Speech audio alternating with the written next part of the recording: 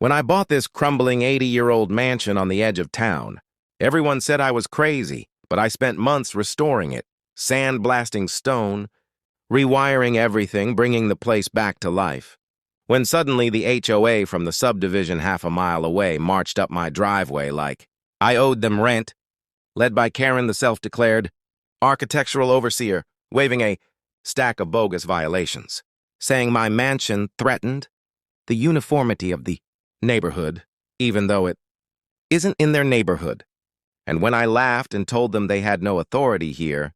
they stormed off furious, and the next morning 2 officers showed up, claiming I owed back dues, community fees, and expedited compliance penalties, or they'd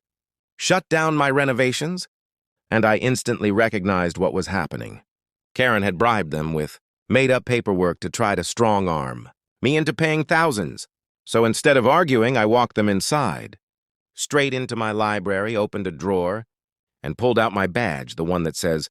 State Historic Property Enforcement Division, meaning not only did I outrank these clowns, but my authority covered every inch of the mansion they were trying to extort money from. And when I laid the preservation documents, property maps, and jurisdiction laws on the table, the officers went pale, realizing they'd just attempted an illegal shakedown on someone who trains half their department, and I calmly told them to write a full report naming every HOA member involved or face federal investigation, and within hours the entire board was outside apologizing, begging, sweating under the summer sun as the officers read them their rights one by one. And the best part was when Karen tried to argue